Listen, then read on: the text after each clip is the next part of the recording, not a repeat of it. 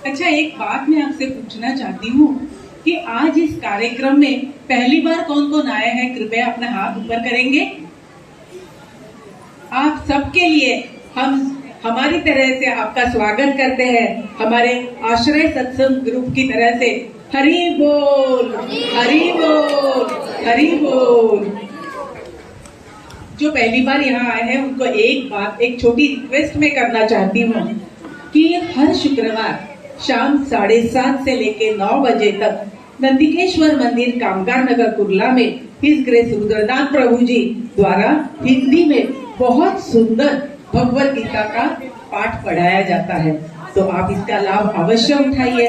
पता नहीं किस जन्म का हमारा पुण्य है जो कि प्रभु जी की इतनी सरल, इतनी सुंदर, सुचारू रूप से हमें ये गीता का ज्ञान मिल रहा है। अगर आपसे कोई कहे शुक्रवार को नंदिकेश्वर मंदिर में आइए, आपको 1000 रुपए मिलने वाले हैं, कितनी भीड़ लग जाएगी ना उधर में। पर ये जो ज्ञान मिल रहा है, हमें जन्म जन्मांतर का कलमश धोने वाला ज्ञान मिल रहा है। भौतिक कुंठा से वैकुंठ में पहुंचने का मार्ग है सत्संग, जो हमारे प्रभु जी दे रहे हैं। भगवत का नाम अमृत पिलाने वाला है सत्संग। जीवन में शोक नहीं, श्लोक पढ़ो, जिससे कि हम भगवान के पास जा सके, खुशी खुशी जाए और हमारी सारी जन्म, मृत्यु, जरा, व्याधि, सारी कुंठाएं, सारी चिंताएं खत्म हो जाए। मैं प्रार्थना करती हूँ, जरूर आइए, आप जरूर आइए। इस भगवत ज्ञान की गंगा को आप जरूर सुनिए, क्योंकि भवरोग से मुक्ति दिलाने वाली औषधि है कृष्ण कथा। कान और मन को आनंद देने वाली है कृष्ण कथा, और पतित जीवन को ऊपर उठाने वाली है कृष्ण कथा। तो इसका आनंद जरूर लीजिए, मैं आप सबसे प्रार्थना करती हूँ। अब आगे का प्रोग्राम है, आप सब सावधान बैठिए, क्योंकि नाटक की प्रस्तुति होने जा रही है। रामायण एवं महाभारत ग्रंथ हमारी संस्कृति के मूलाधार है। उनमें की उसकी एक एक कथा हमें जीवन का असीम ज्ञान देती है। रामायण बताता है कि रिश्ते कितने प्यार से निभाए जाते हैं, और महाभारत सिखाता है कि रिश्ते कैसे नहीं होने चाहिए। आइए देखते हैं इस नाट्य की प्रस्तुति, महाभारत भक्त वत्सल श्री कृष्ण। आइए देखते हैं नाट्य प्रस्तुति, महाभारत भक्त वत्सल श्री कृष्ण। जोरदार तालियां, अगली तालियां और जोरदार बजनी चाहिए, क्योंकि नाटक की लेखिका है हम सब की प्यारी वेद माता जी।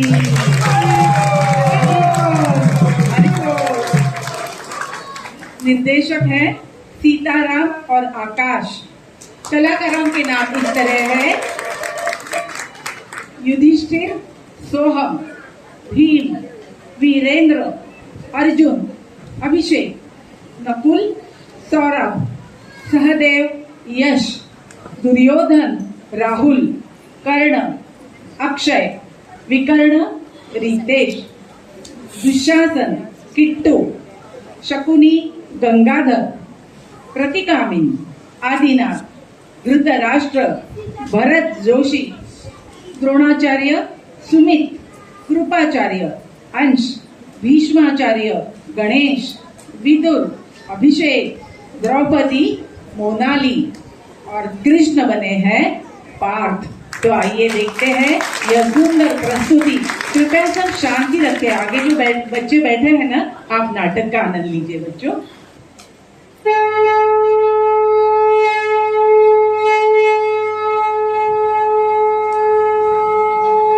यदा यदा हि धर्मस्य ग्लानिर्भवति भारत, अभ्युत्थानम् अधर्मस्य तदात्मानं सृजाम्यहम्, परित्राणाय साधूनां विनाशाय च दुष्कृतां, धर्म संस्थापनार्थाय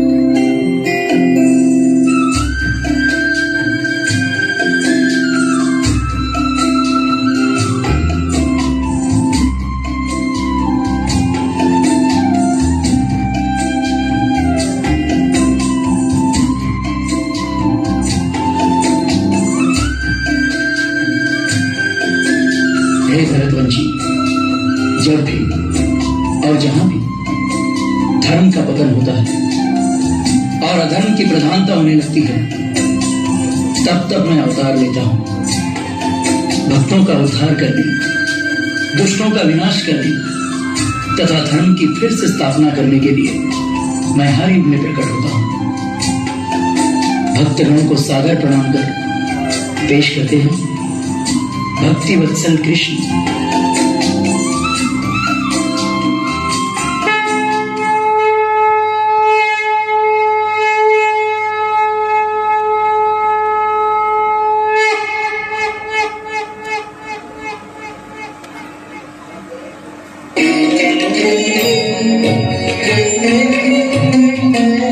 राजसूय यज्ञ आखिर पूरी तरह से संपन्न हो गया।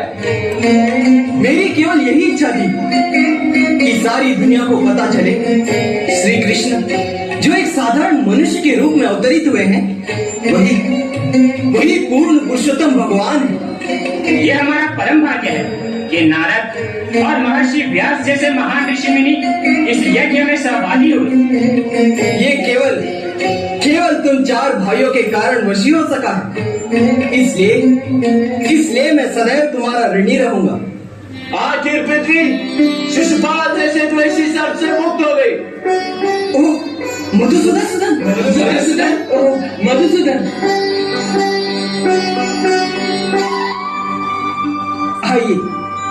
आइए पधारिए।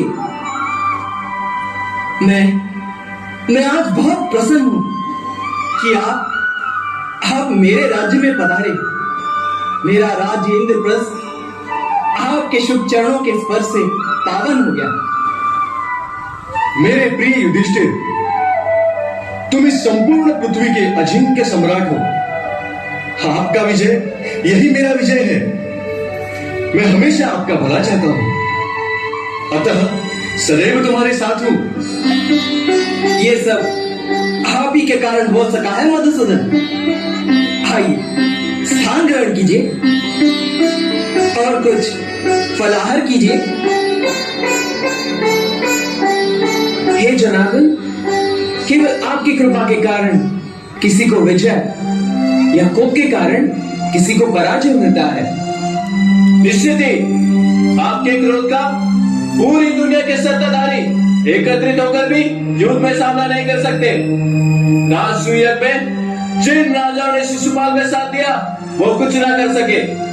जिस तरह भरी सभा में शिशुपाल ने आपका और पितामह भीष्म का अपमान किया, इसलिए आपका बर्ताव उनके साथ उचित था। जिस तरह सर्प को मारने से कोई पातक नहीं होता, उसी तरह उसे मारने से भी कोई पातक नहीं है।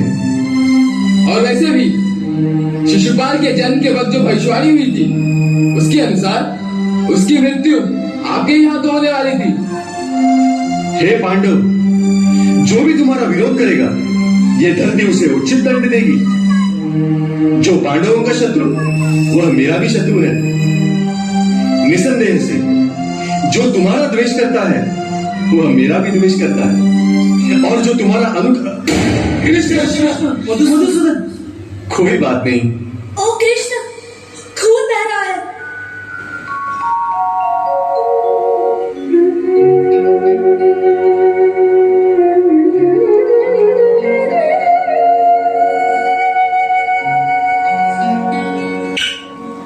हे द्रौपदी, आज इस कपड़े के टुकड़े से तुमने मुझे खरीद लिया है,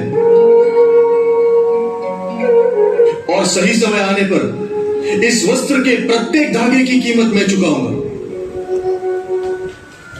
हे जनार्दन, हमने ऐसे कौन से कर्म किए कि हमें आपकी कृपा प्राप्त हुई है? आप तो सर्वश्रेष्ठ होने के बावजूद भी हमारे लिए कुछ भी करने के लिए तैयार होते हो। हे सर्वश्रेष्ठ धनुर्धर, तुम मेरे हो और मैं तुम्हारा हूं। तुम नर हो और मैं नारायण हूं। भिन्न होने के बावजूद भी हम एक हैं, और हमारी एकता और भिन्नता कोई समझ नहीं सकता।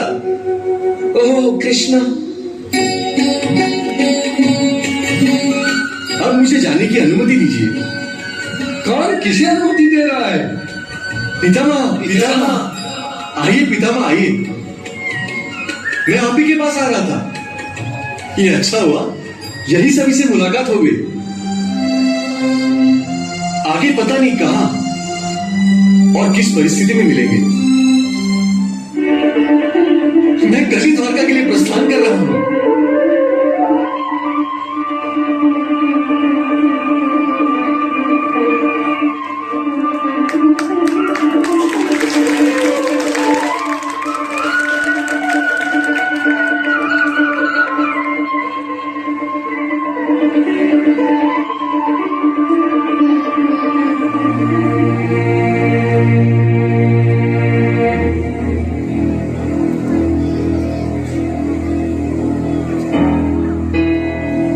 राजसूय यज्ञ के बाद जब दुर्योधन ने महाराज युधिष्ठिर और उनके भाइयों का विशाल वैभव और अपार संपत्ति देखी तो उसका मन द्वेष और जलन से भर गया।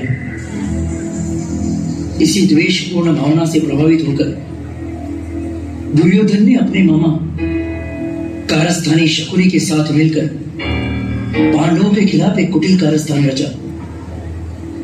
उसने द्यूत क्रीड़ा के लिए पांडवों को हस्तिनापुर आमंत्रित किया।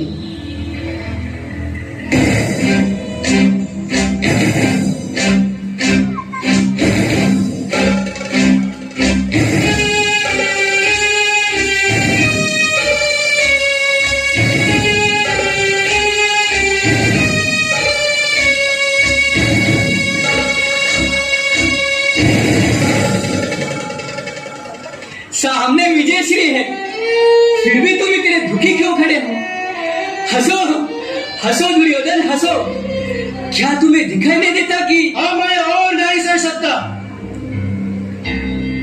मामाश्री, अब मैं और नहीं सह सकता।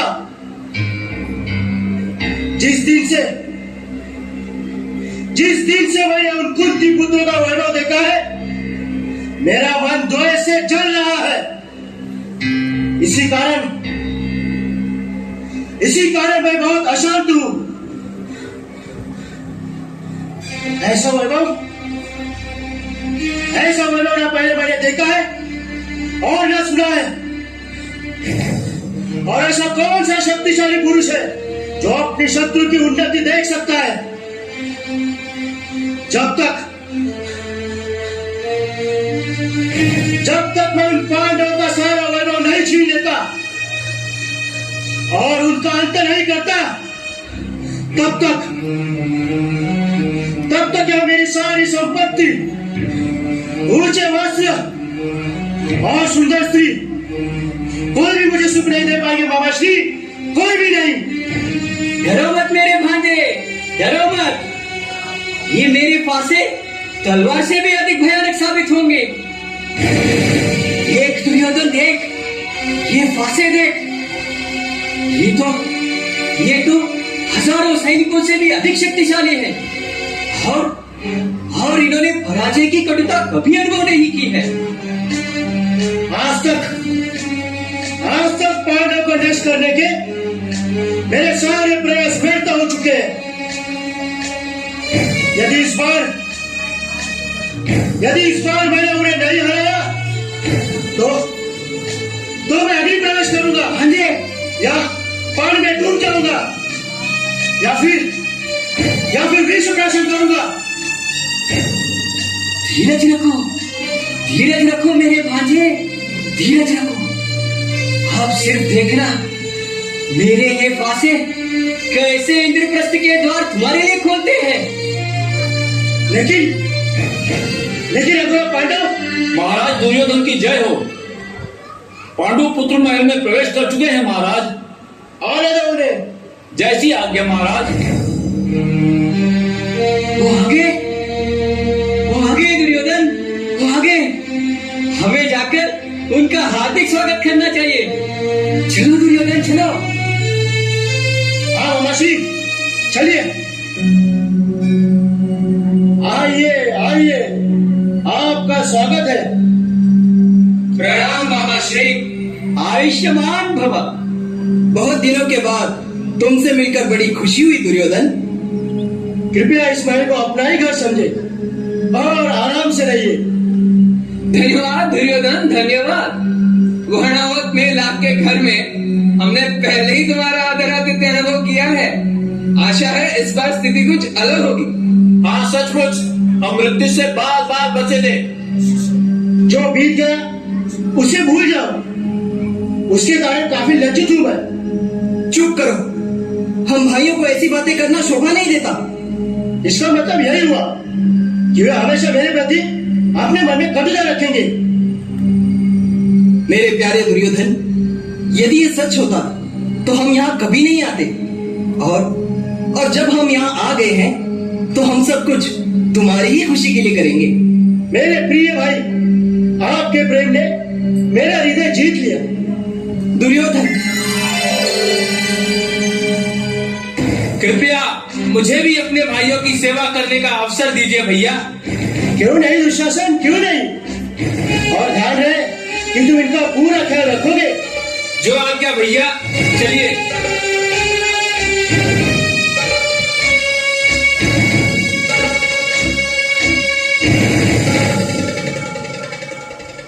कल मैं राजमहल में सबसे मिलूंगा और देखूंगा कि कैसे जीत गया सबकी तकदीर बदल दिए।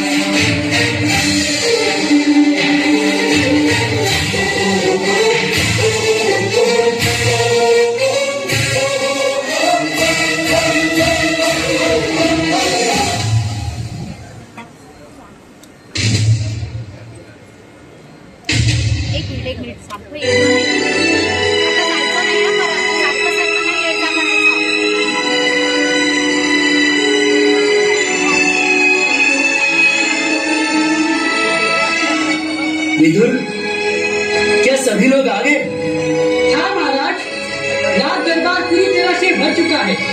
आपके पुत्र और कुंती पुत्र आपके आज्ञा की राह देख रहे हैं। युद्ध क्रीड़ा आरंभ की जाए। हाँ हाँ, हे नरेश, कृपया शीघ्र ही खेल का आरंभ करें। हम युद्ध खेलने के लिए बड़े ही उत्सुक हैं महाराज। हाँ हाँ महाराज, युद्ध क्रीड़ा आरंभ किया। जुआ हर विनाश की जड़ है। ये नीतिमत्ता के विरुद्ध है। ये सब जानते हुए भी आप हमसे ये खेल खेलने की आशा क्यों कर रहे हैं मामा श्री? इस तरह से मेरी धन संपत्ति मुझसे न छीने, जो मैंने ब्राह्मणों की सेवा के लिए रखी है। महाराज, निश्चित ही कोई कुछ जीतने के लिए खेलता है, क्यों मेरे भांजे? हाँ मामा श्री, यदि आपको खेलने से डर लगता है या आप समझते हो कि हमारे मन में कपट है, तो आप खेलने से इनकार कर सकते हो। दुर्योधन, तुम भली भांति जानते हो कि क्षत्रिय कभी भी किसी भी चुनौती को नहीं ठुकराते। और दरबार में ऐसा कौन है जो हमारी धन संपत्ति की बराबरी कर सकता है?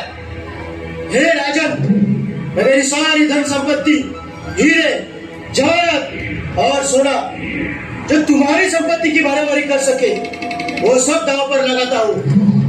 और मेरी तरफ से फांसे मेरे मामा शकुनी फेंकेंगे। जीते रहो मेरे भांजे। एक आदमी दांव लगाए, दूसरा आदमी फांसे फेंके, ये कैसे संभव है? ये तो इस खेल के नियमों के विरुद्ध है महाराज।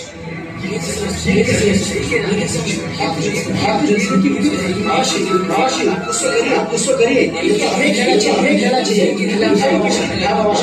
आप देखिए,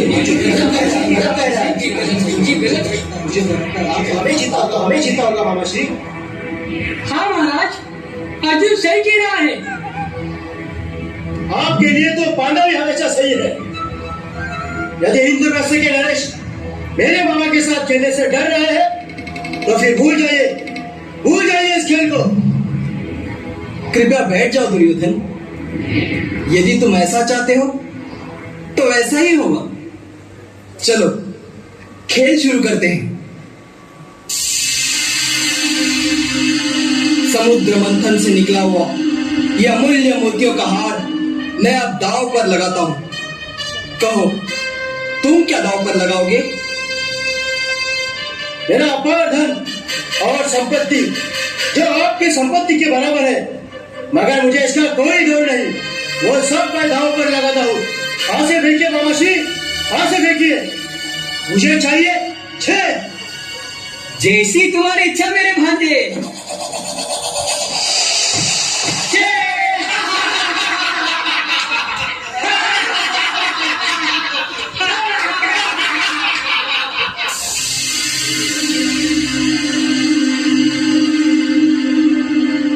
मुझे हार जीतने के लिए 5 चाहिए बाबा श्री, 5। क्यों नहीं मेरे भांजे, जरूर पहुंच जाएंगे।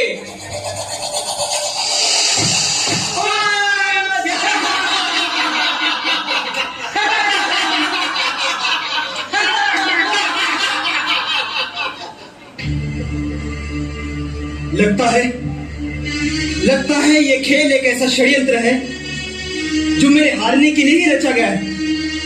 ठीक है, अब मेरे पास सिक्कों से भरे हुए ढेर सारे पात्र हैं जो मैं दांव पर लगाता हूं। बाबा श्री, अब 8 फेंके बाबा श्री, 8।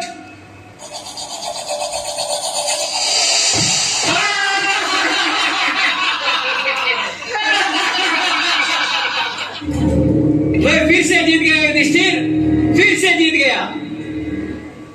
महाराज, मुझे लगता है कि दुर्योधन की खेलने की इच्छा पूर्ण हो चुकी है, इसलिए इस खेल को यहीं रोक दिया जाए। पितामह, यह कैसे संभव है? दुर्योधन, दुनिया क्या कहेगी कि मैंने मेरे भाइयों को जीतने का मौका ही नहीं दिया। पितामह, वो सही कह रहे हैं। भ्राताश्री, पितामह की बात सुने, वो सही कह रहे हैं। पितामह, मैं इस खेल को बीच में छोड़ के नहीं जा सकता, जिससे हस्तिनापुर और इंद्रप्रस्थ का अपमान होगा। चिंता मत करो, बैठ जाओ।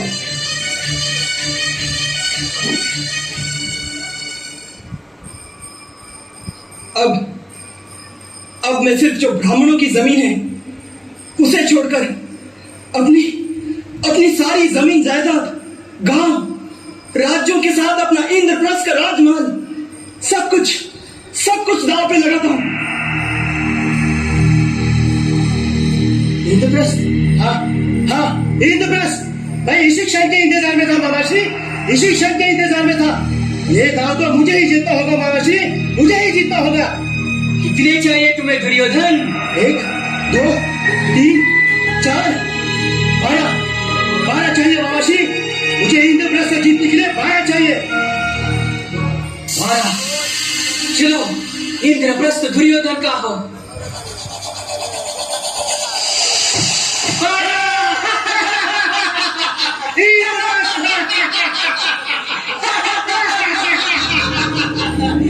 चलो, इंद्रप्रस्थ तुम्हारा हो गया दुर्योधन। हे राजन, अब तो तुम अपना सब कुछ हार गए हो।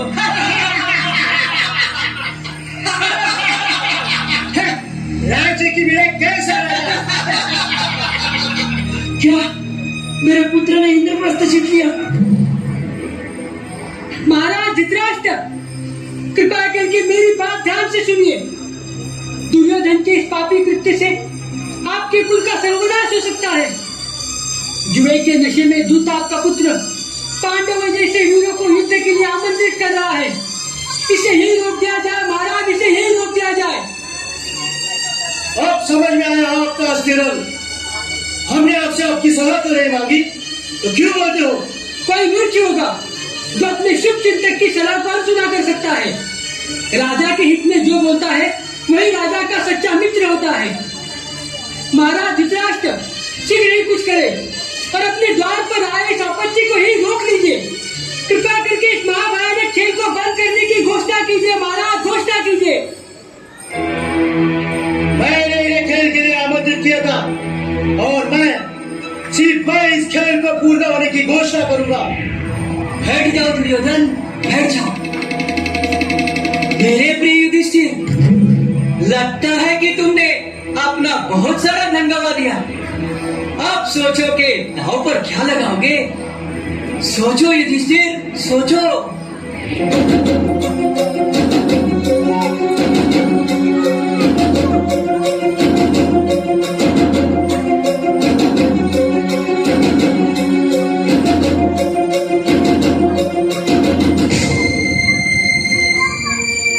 युधिष्ठिर, अब तो तुम माद्री पुत्र नकुल सहदेव को भी हार गए।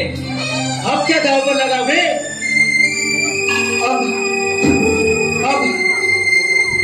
लगता है भीम और अर्जुन तुम्हें माद्री पुत्रों से अधिक प्रिय है। क्या कहा? हम सारे भाई मन से एक ही हैं। इस तरह हमारी एकता भंग करने की कोशिश मत करो। हे कृष्ण, मैं जान गया कि मैं अपने भाग्य का नियंत्रक नहीं, मैं अपने भाग्य का नियंत्रक नहीं। अब मैं इस सर्वश्रेष्ठ धनुर्धर अर्जुन को दांव पे लगाता हूं। मुझे विश्वास है भगवान कि आप अपने प्रिय मित्र को हारने नहीं दोगे। आप अपने प्रिय मित्र को हारने नहीं दोगे भगवान, आप अपने प्रिय मित्र को हारने नहीं दोगे। बाबा श्री 6।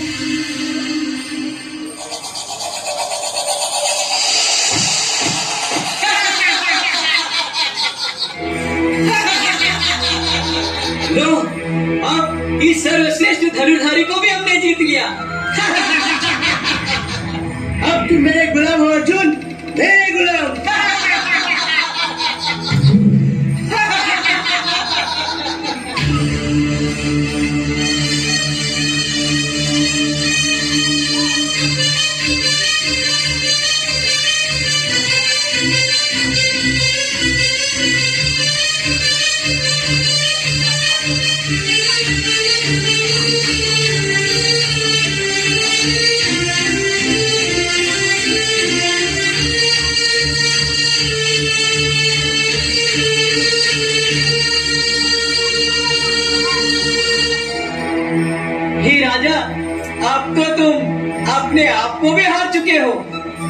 आज से तुम मेरे गुलाम हो युधिष्ठिर, मेरे गुलाम।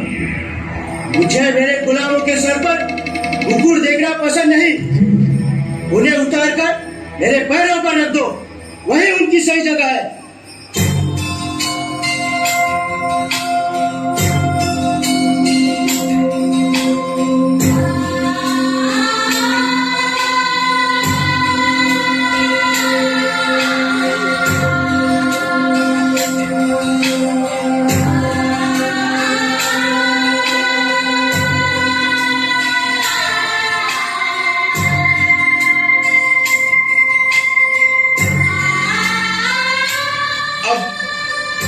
अब तो मेरे पास दांव पे लगाने के लिए कुछ भी नहीं बचा। अब तुम्हें यह खेल समाप्त करना ही होगा। लगता है तुम भूल गए, अभी भी तुम्हारे पास दांव पर लगाने के लिए कुछ बचा है। तुम्हारी सुंदर द्रौपदी। नीचे बैठो, तुम सब मेरे गुलाम हो। नीचे बैठो। कहो युधिष्ठिर, तुम द्रौपदी को दांव पर लगाओगे या नहीं? बोलो युधिष्ठिर, बोलो। हाँ,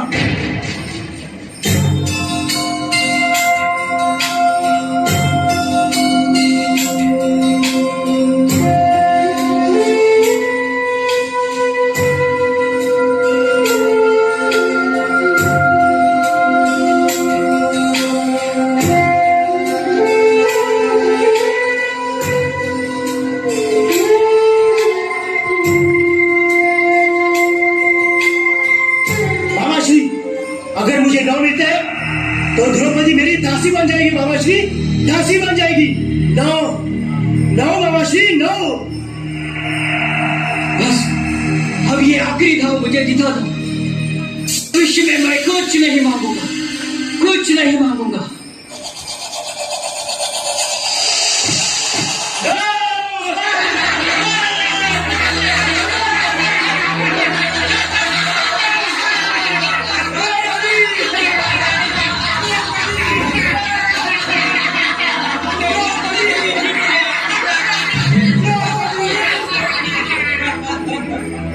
हमने द्रौपदी को भी जीत लिया।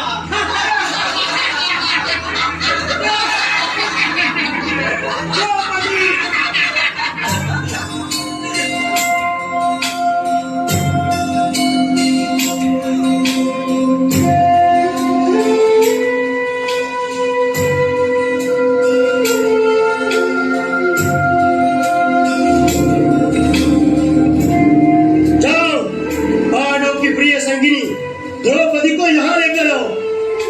अब मैं उस दुर्भाग्यशाली नारी को मेरे दासों के साथ रखूंगा। हे नीच, मूर्ख, क्या तुम्हें नहीं दिखता कि तुम अपने ही गले में फांसी का फंदा डाल रहे हो? तुम इन वीरों के गुस्से को ललकार रहे हो। इन्हें गुस्सा मत दिलाओ, नहीं तो तुम जल्द ही यमलोक जाओगे। मेरे विचार से द्रौपदी को गुलाम नहीं समझ सकते, क्योंकि युधिष्ठिर ने अपने आप को हारने के बाद द्रौपदी को दांव पर लगाया है। महाराज धृतराष्ट्र, कम से कम अभी तो अपने पुत्र को समझाइए। पत्थर भी तैर सकते हैं और नाव भी डूब सकती है, मगर यह मूर्ख दुर्योधन कभी भी योग्य सलाह नहीं मानेगा।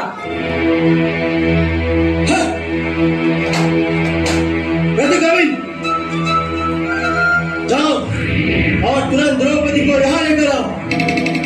तुम्हें इन पांडवों से भयभीत होने की कोई आवश्यकता नहीं। क्या क्या महाराज?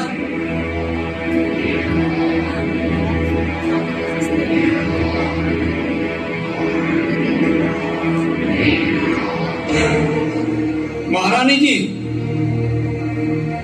आपके पति महाराज युधिष्ठिर जुए में आपको महाराज दुर्योधन से हार चुके हैं। अब आप महाराज दुर्योधन की दासी बन चुके हो। आपको तुरंत दरबार में बुलाया गया है। क्या? ये तुम क्या कह रहे हो प्रतिगामी? क्या राजा अपनी पत्नी को दांव पर लगा सकता है? जाओ, तुरंत दरबार में जाकर उस जुआरी से पूछ कर आओ, वो पहले अपने आप को हारा या मुझे?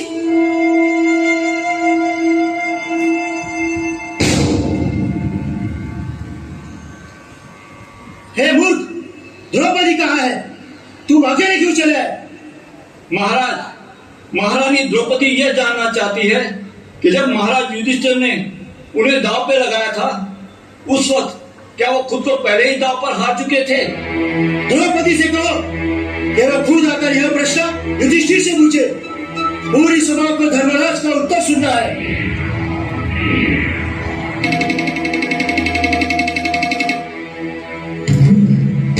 पूरा दरबार आपकी प्रतीक्षा कर रहा है। दुष्ट दुर्योधन आपको दरबार में लाने की इच्छा व्यक्त कर रहा है। आप उसका विनाश अटल है।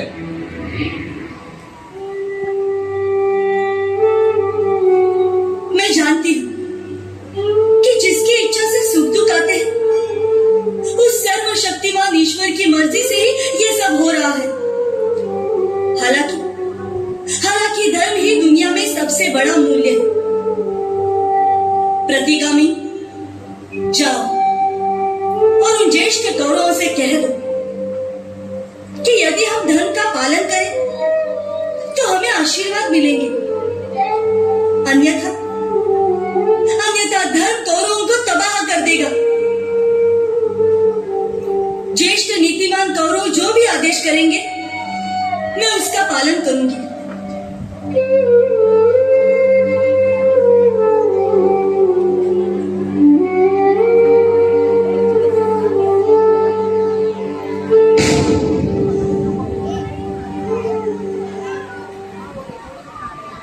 धार्मिक नियमों के आधार पर महारानी ने सभी आदरणीय कौरवों से पूछा है, क्या उनका इस तरह भरी सभा में आना उचित होगा?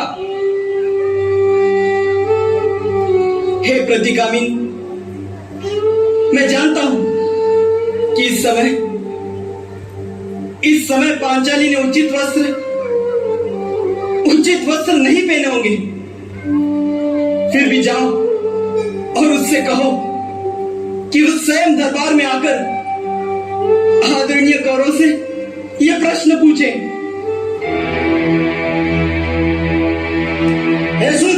युधिष्ठिर के आदेश पर जाओ और उस द्रौपदी को यहाँ लेकर आओ।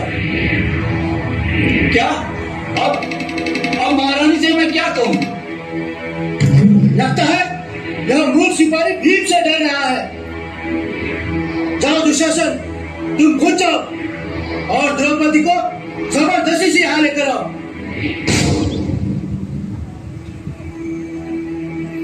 आओ पांचाली आओ। अब कौरव भी तुम्हारे भगवान हैं। चलो चलो मेरे साथ चलो, तुम्हारी सभ्यता छोड़ दो। हमने तुम्हें जुए में जीत लिया है। छोड़ दो मुझे स्पर्श मत करना, छोड़ दो मुझे। चलो मेरे साथ चलो। तुम नीच पापी, छोड़ दो मुझे। मेरे पति तुम्हें कभी क्षमा नहीं करेंगे। छोड़ दो मुझे।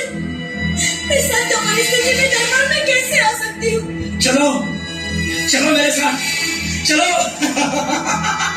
छोड़ दो मुझे। हे भगवान, मेरी रक्षा करो भगवान, छोड़ दो मुझे। अब तुम सिर्फ हमारी दासी से बढ़कर कुछ नहीं हो। चलो पांचाली चलो।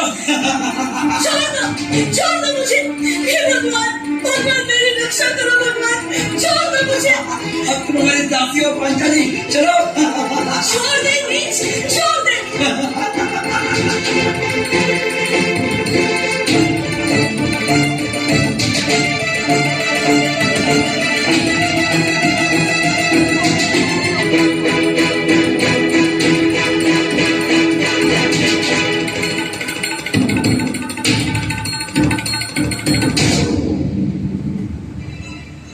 ये रही पांचाली मेरे प्रिय भाई, ये रही पांचाली, आपकी जीती हुई नई दासी।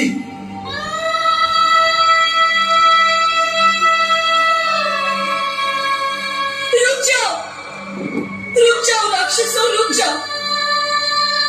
मैंने अभी तक अपने वरिष्ठों को प्रणाम भी नहीं किया।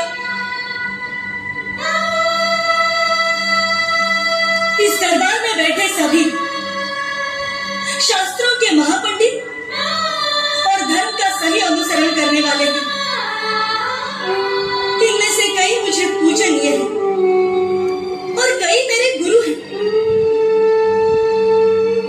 यह कैसे संभवित है कि जब यह नीच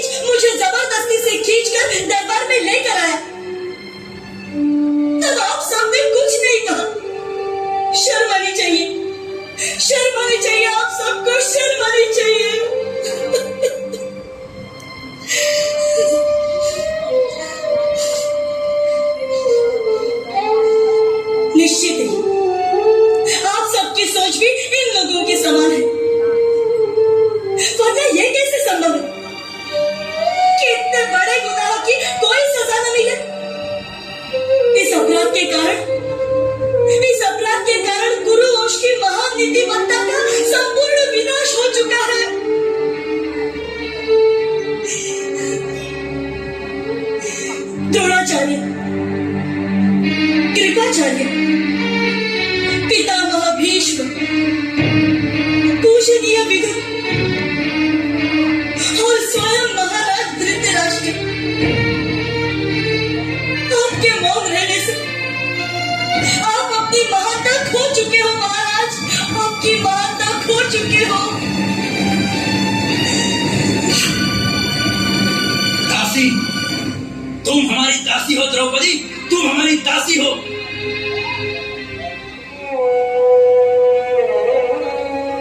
द्रौपदी, ये सच है कि जिसकी अपनी कोई संपत्ति नहीं, वो जो दूसरों का है उसे दांव पे नहीं लगाया जा सकता। युधिष्ठिर जब पहले ही अपने आप को हार चुका था तो उसे ये कोई अधिकार ही नहीं था कि वो तुम्हें दांव पे लगाए। हाँ, मगर यह भी सच है कि एक पत्नी को हमेशा किसी भी परिस्थिति में अपनी पति की आज्ञा का पालन करना चाहिए। इसीलिए मैं स्वयं उलझन में हूं और तुम्हारे इस प्रश्न का उत्तर नहीं दे सकता द्रौपदी, मैं नहीं दे सकता। महाराज युधिष्ठिर को इस सभा में धोखे से बुलाया गया। इस पासे के खेल में निपुण न होते हुए भी उन्हें इस दुष्ट, पापी और कुशल ऐसे जुआरी के साथ खिलाया गया। आप कैसे कह सकते हैं कि उन्होंने अपनी मर्जी से सब दांव पर लगाए? जिसे धर्म का पूरा ज्ञान है और फिर भी ऐसे निंदनीय कृत्य के खिलाफ कुछ नहीं बोल सकता, तो निश्चित ही इसका फल उसे भविष्य में भुगतना ही पड़ेगा।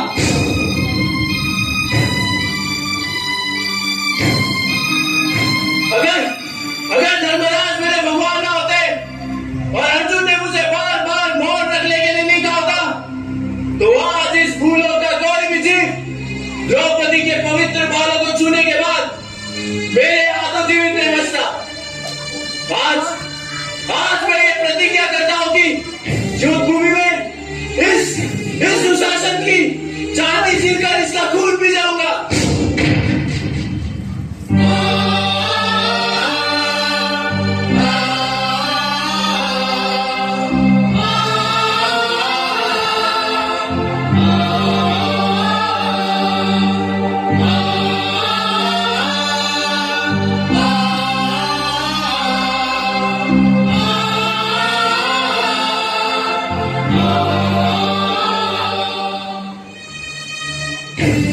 हे महाराज, आपको द्रौपदी के प्रश्न का उत्तर देना ही होगा। अगर हमने इस दरबार में पूछे गए प्रश्न का उत्तर नहीं दिया तो हम सब नर्क में जाएंगे। मेरे हिसाब से द्रौपदी को जीता नहीं गया था, इसीलिए वो दासी नहीं है। विक्रम, तुम छोटे बच्चे हो, तुम्हारा ज्ञान परिपक्व नहीं है। सभी वरिष्ठ जन चुप है। इसका मतलब यह है कि द्रौपदी को पूरी ईमानदारी से जीता है और इस मामले में धर्म के बारे में सोचने की कोई जरूरत नहीं है। वो नारी कैसे शुद्ध और पवित्र हो सकती है जिसने पति के रूप में बड़े बड़े पुरुषों का स्वीकार किया? ऐसी स्त्री को तो व्यस्त में लाया जा सकता है। कर्ण, नीच, आज तुम सिर्फ शकुनी के कुटिल कौशल से जीते हो, उसके बावजूद तुम ऐसे बड़ाई मारते हो। जिस तरह से तुमने अपने शब्दों के बाणों से हमारा हृदय चीर दिया है, उसी तरह मैं युद्ध में अपने बाणों से तुम्हारा हृदय चीर दूंगा। भाई जाओ अर्जुन, अब क्षत्रियों की भाषा बोलना छोड़ दो और गुलामों की भाषा सीख लो। कर्ण सही बोल रहा है। 5 पतियों के साथ विवाह करने वाले औरत की क्या इज्जत है? आओ पांचाली, आओ और अपने नए भगवान की गोद में बैठ जाओ। अब इन पांडवों से तुम्हारा क्या लेना देना? दुशासन, पांडव के उतरे अस्त्र निकाल दो और द्रौपदी के भी।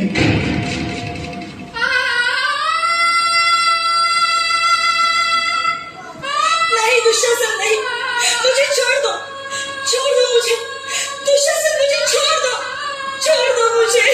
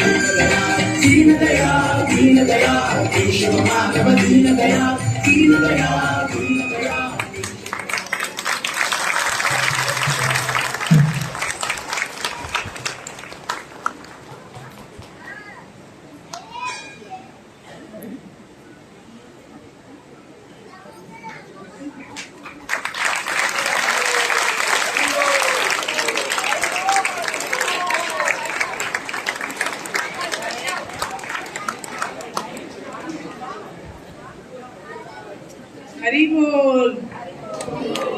हम सबको आज समझ में आ रहा है कि हम सब हाथ ऊपर करके हरे कृष्णा कृष्णा कृष्णा हरे हरे, हरे राम राम राम हरे हरे क्यों कहते हैं? क्योंकि भक्त वत्सल श्री कृष्ण इतने भक्त वत्सल है कि आप हाथ उठाकर उनकी शरण में जाओ, बस वो आपकी मदद के लिए वहाँ आ ही जाते हैं। अभी का जो हमने ड्रामा देखा उसे बहुत अच्छा है, ये सब कहने को मेरा मन नहीं कर रहा है। अब 5000 साल पूर्व जो घटना घटी आज भी वही घटना घट रही है। कितना बुरा लग रहा है। समाज में कोई बदलाव आया ही नहीं है क्या? कोई बात नहीं, इस बारे में मैं एक और बात बताना चाहती हूँ कि महाभारत में द्रौपदी वस्त्रहरण तो बहुत ही दुखदायी और व्यथित करने वाली बात है। वस्त्रहरण के पश्चात अर्जुन को ग्लानि आ गई और उसने श्री कृष्ण से पूछा, तो श्री कृष्ण जी ने जवाब दिया, वस्त्रहरण यह एक सामाजिक समस्या है जो समाज इंद्रप्रस्थ की पटरानी, महाराज द्रुपद की पुत्री और पांडवों की पत्नी के वस्त्रहरण पर चुप रहा, वो किसी सामान्य स्त्री के मान सम्मान की रक्षा क्या करेगा? तो ये शक्तियां जो है ना, ये समाज की शत्रु की शक्तियां हैं। लोक कल्याण के लिए इसे बंद करना ही चाहिए, इनसे युद्ध करना ही चाहिए। और इस करके कुरुक्षेत्र में जो युद्ध हुआ वो धर्म और अधर्म के बीच में जो युद्ध हुआ वो इसी कारण से हुआ। मैं वेद माता जी को दंडवत प्रणाम करती हूँ कि इतना सुंदर ड्रामा उन्होंने प्रस्तुत किया। इतनी सुंदर प्रस्तुति के लिए वेद माता जी और उनकी पूरी टीम, हर किसी का अपने अपना किरदार बहुत बढ़िया से निभाया। सबके लिए 3 बार जोर से हम लोग हरि बोल कहेंगे।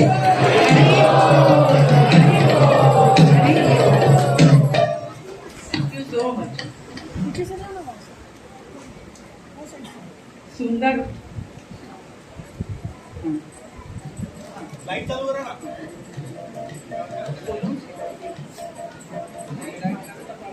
मैं वेद माता जी और इसके डायरेक्टर सीताराम और आकाश, इनको स्टेज पे बुलाना चाहूंगी। हम सब उनको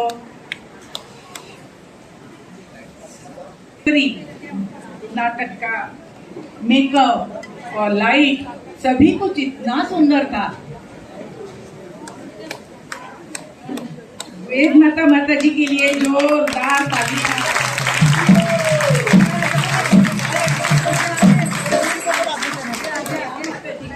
और हमारे डायरेक्टर जो है सीताराम और आकाश, प्लीज आइए।